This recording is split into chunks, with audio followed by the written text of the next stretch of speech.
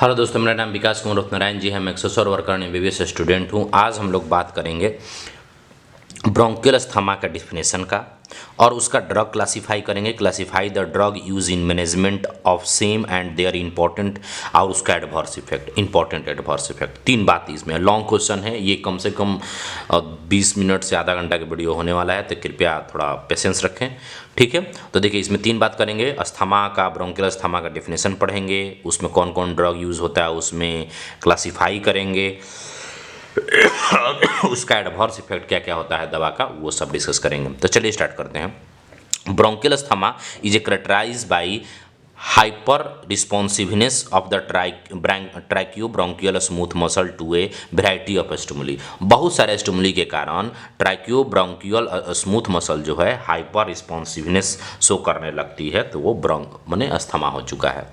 ठीक है, रेस्टिंग इन resulting narrowing इन, अब क्या होगा जब हाइपर सेंसिटिविटी शो करेगा तो क्या होगा, resulting in narrowing in air tube, air tube क्या हो जाए, नैरो हो जाएगा। And often a complaint by increase secretion, secretion भी इंक्रीज हो जाएगा। Mucus oedema and mucus plugging होने लगेगा, कोई दिक्कत, सिक्रेशन इंक्रीज होगा, म्यूकस इडिमा होगा, म्यूकोजल इडिमा हो जाएगा, म्यूकस प्लगिंग होने लगेगा। तो किसके कारण, हाइपर रिस्पॉन्सिवनेस के कारण। ठीक है, symptom include dyspnoea, wheezing, cough and may be limitation of activity. अब क्या होता है, इसमें डिस्पेनिया होने लगेगा, वीजिंग होने लगेगा, कॉफ होने लगेगा और एक्टिविटी में लिमिटेशन होने लगेगा।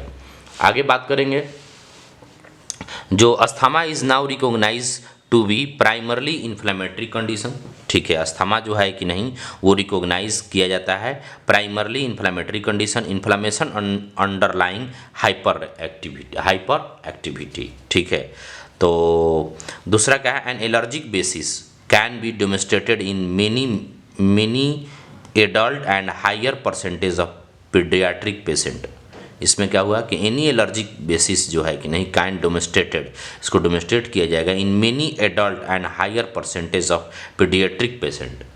ठीक है, पीडियाट्रिक पेशेंट में एलर्जी बेसिस ये काम कॉज करता है। जैसे अदर वेराइटी ट्रिगर फैक्टर जैसे इन्फेक्शन, इरिटेंस, पॉल्यूशन, एक्सरसाइज, इसे अभी आज ही फील किए हैं क्योंकि आज रनिंग नहीं करने गए थे, ठंडा थोड़ा बढ़ा हुआ है। तो क्या हुआ कि जब हम एक्सरसाइज कर रहे थे, एक्सरसाइज करते हैं 10 मिनट 15 मिनट जरूर घर में ही करते हैं, रूम में ही करते हैं, लेकिन करते हैं, तो एक्सरसाइज कर रहे थे तो उस समय हमको लगा कि भाई कुछ एलर्जी जैसा, मतलब अस्थमा के जैसा, पेशेंट के जैसा खांसना और कॉफिंग होने लगा। ठीक है, an exposure to cold air. ठीक है, साइकोजेनिक, कुछ साइकोजेनिक भी होता है, साइकोलॉजिकली में है, में भी इन्वॉल्व।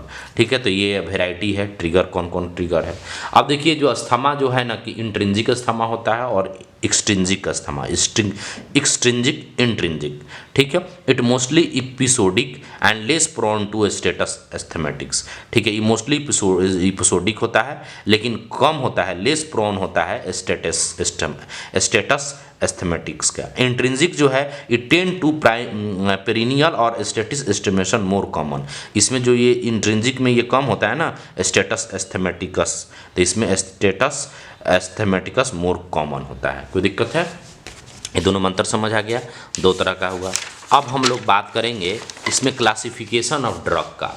ठीक है, classification of drug use in bronchial asthma, थोड़ा तेजी में चलते हैं। 5 भाग में बांटे गए हैं। ठीक है, 5 भाग में क्लासिफाई किया गया। पहले है ब्रोंकोडायलेटर। ठीक है, तो ब्रोंकोडायलेटर को भी बांटा गया है। ठीक है, जैसे बीटा 2 सिम्पैथोमिमेटिक्स, सल्बुटामोल, ठीक है, बेलमेट्रोल एंड फॉर्मेट्रोल, टर्ब्यूटलाइन, सल्मेट्रोल, इफेड्रिन, ये सब क्या है आपका बीटा 2 सिम्पैथोमेमेटिक्स है। बस एक ही याद रखिए, देखिए क्योंकि देखिए हर का पूरा एग्जांपल नहीं याद रख सकते हैं, तो बीटा 2 सिम्पैथोमेमेटिक्स, सल्ब्यूटामोल याद रखिए। ठीक है, चलिए एडवर्स इफेक्ट क्या है भाई सल्ब्यूटामोल का। सल्ब्यूटामोल का एडवर्स इफेक्ट में यह है कि मसल ट्रिमर करने लगेगा and dose related side effect होता है, पल्पिटेशन होने लगता है, रेस्टलेसनेस होने लगता है, नर्वसनेस होने लगता है, थ्रॉट इरिटेशन होने लगता है एंड एंकल एडिमा हो कैन कॉज ऑल्सो अकर, मतलब एंकल एडिमा भी हो सकता है। हाइपरकैलेमिया होता है, ये पॉसिबल कॉम्प्लिकेशन है, हाइपरकैलेमिया भी हो रहा है। अगर सल्ब्यूटामोल बहुत ज़्यादा लॉन्ग टर्म से कोई यूज़ कर रहा है तो उसको कैल्शियम ये पोटेशियम, मतलब कैलमिया पोटेशियम होता है, पोटेशियम कैल्शियम का सप्लीमेंट लेना चाहिए। एंड टर्ब्यूटालिन क्या है, ये regular use does not reduce bronchial hyper activity and may even worsen it, and regular use also down regulate bronchial beta 2 receptors. ठीक है, तो इसमें क्या होता है, टर्बुटालिन में इसमें ये ब्रोंकियल हाइपरसेंसिटिविटी को वर्सन कर सकता है, ठीक है, डाउन रेगुलेट कर सकता है बीटा 2 रिसेप्टर को। और क्या है, एडवर्स और that patient requiring regular medication should be treated with inhaled steroid. ठीक है, आगे क्या है, सेल्मेट्रॉल का क्या है साइड इफेक्ट भाई, ठीक है, the risk of life threatening asthma attack may be increase by regular use of long acting beta 2 agonist. ये लॉन्ग एक्टिंग होता है ना, तो इसमें रिस्क है कि मर भी सकता है आदमी, लाइफ थ्रेटनिंग अस्थमा अटैक हो सकता है, ठीक है, beta 2 agonist. And excess mortality among asthmatic treatment continuously with long beta 2 agonist. ज़्यादातर जो अस्थमा से मौत होता है वो लॉन्ग एक्टिंग बीटा 2 एगोनिस्ट के कारण, इन्हेलेशन के कारण होता है, has been reported. And long acting beta 2 agonist should be used only in combination with inhaled steroid, क्योंकि लॉन्ग फार्मूला जो केवल कॉम्बिनेशन में ही हम लोग यूज़ करते हैं, ज़्यादातर इसको ट्रीटमेंट में नहीं यूज़ लेते हैं। आगे बात करेंगे लोग बी ग्रुप का, मिथाइल जेंथिन्स, ठीक है, मिथाइल जेंथिन्स के बात करेंगे अगर हम लोग, तो इसमें क्या क्या है भाई, तो ये थियोफाइलिन है, एनहाइड्राइड, एमिनोफाइलिन है, कोलिन थियोफाइलिनेट है, हाइड्रोक्सी जाइथाइल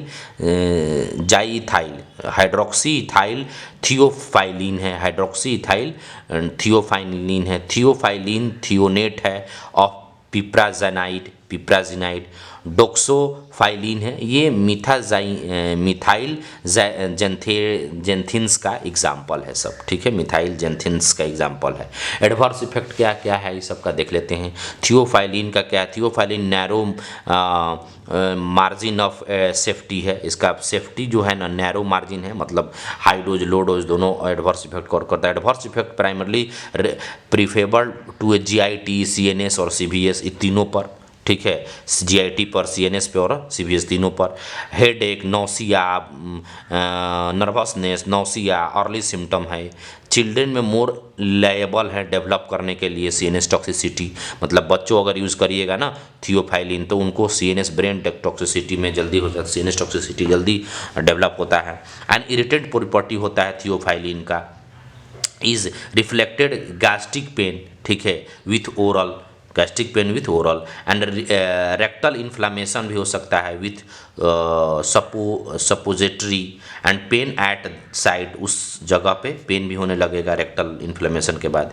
IM इंजेक्शन इसका लिया जाता है, रैपिड IV इंजेक्शन लिया जाता है, कॉज प्री कार्डियल पेन कर सकता है, ठीक है, सिनकोप कर सकता है, इवन सडन डेथ भी कर सकता है due to marketed fall in BP and ventricular arrhythmia as a systole, ठीक है, तो मार्केटेड हम लोग इसको करते हैं BP fall and ventricular arrhythmia और ए सिस्टोल के लिए, ठीक है।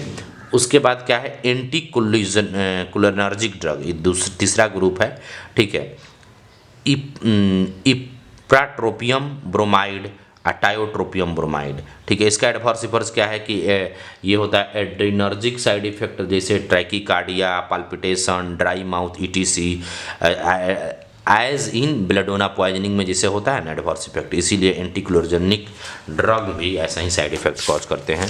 तो ये पहला ग्रुप का 3 ग्रुप हुआ, ठीक है। अब दूसरा ग्रुप पढ़ते हैं, 5 ग्रुप में बांटे थे ना, तो पहला का भी 3 पढ़े, अभी ये दूसरा पढ़ रहे हैं, लिकोट्राइन्स एंटागोनिस्ट, ठीक है, मंटुला कास्ट है और जेफुरला कास्ट है, जेफुरलू कास्ट और मंटुला कास्ट है, ठीक है। हम लोग फ्रिक्वेंटली यूज़ करते हैं क्योंकि एडवर्स इफेक्ट कम है, सेफ ड्रग है। एडवर्स इफेक्ट बोथ जो है कि मंटोला कास्ट और zafirlukast are very safe drug, produce few side effect, जैसे हेडेक और रेसेस कभी कभी हो जाता है, इसिनोफिलिया और न्यूट्रोपैथी हो जाता है, इनफ्रीक्वेंसी मतलब किसी में होता नहीं है लेकिन कभी कभी हो जाता है। इन केसेस ऑफ चूरक और स्ट्रेस स्ट्रस सिंड्रोम भी हो जैसे है, वस्कुलाइटिस विथ इसिनोफिलिया जिसको बोलते हैं, ये एक सिंड्रोम है, हैज़ बीन रिपोर्टेड, कभी किसी किसी में रिपोर्ट किया गया है। तीसरा ग्रुप है मोंटेला कास्ट, इसमें याद रखिएगा इंटरल्यूकिन एंटागोनिस्ट में मोंटेला कास्ट एग्जाम्पल याद रखिएगा, ठीक है, मोंटेला कास्ट। अब है मास सेल स्टेबलाइजर में, इसमें है सोडियम ग्लाइकेट और कीटोटिफेन, ठीक है। एडवर्स इफेक्ट क्या है भाई सबका? सोडियम क्रोमोग्लाइकेट जो है कि नहीं ब्रोंकियल स्पाज्म करता है, थ्रोट में इरिटेशन करने लगता है, कॉफ ऑकरिंग इन सम पेशेंट, किसी में कॉफ बनाने लगता है, specially with a fine powder inhalation, जब फाइन पाउडर इन्हेलेट करते हैं तब। Rarely nasal congestion and headache dizziness, कभी कभी नेजल कंजेशन कर देता है, हेडक कर देता है, डिजीनेस कर देता है, और एरेदेनाल्जिया कर देता है, रेसेस बना देता है, हैज़ बीन रिपोर्ट किया गया है इसके साइड इफेक्ट में। आगे है कीटोटिफेन, ये है सेडेशन करता है, dry mouth are common and other side effect are dizziness, nausea, weight gain, ये सब करता है। कोई दिक्कत है? कीटोटिफेन ये मास सेल स्टेबलाइजर है। आगे हम लोग चौथा ग्रुप का बात करेंगे। कॉर्टिकोस्टेरॉइड में दो ग्रुप है, सिस्टमेटिक और इन्हेलेशन। सिस्टमेटिक में हाइड्रोकोर्टिसोन देंगे, आप प्रीडिसोलोन देंगे, कोई दिक्कत है? ये बहुत यूज़ होता है प्रीडिसिलोन, ठीक है। उसके बाद ईवी यूज़ होता है, दोनों यूज़ होता है, ये कोई दिक्कत नहीं है, ठीक है। हम देखें हॉस्पिटल में, इसीलिए इन्हेलेशनल एंड बेक्लोमिथोसोन, ये क्या है? कॉर्टिकोस्टेरॉइड है, ठीक है। बेक्लोमिथोसोन, डाइप्रोपिनेट एंड ब्यूडोसोलिनाइड एंड ये क्या है आपका? फ्लूटिकेजोन, प्रोपिनिएट एंड फ्लूनिसोलिएड एंड साइक्लिसोनिएड, कैसा नाम है इसकी यादों करने में, कोई एक याद कर लिए, सबसे ज़्यादा यही याद है बेक्लोमेथासोन, ठीक है। बेक्लोमेथासोन, डाइप्रोपिनेट, ये याद कर लीजिए, ठीक है। ये केवल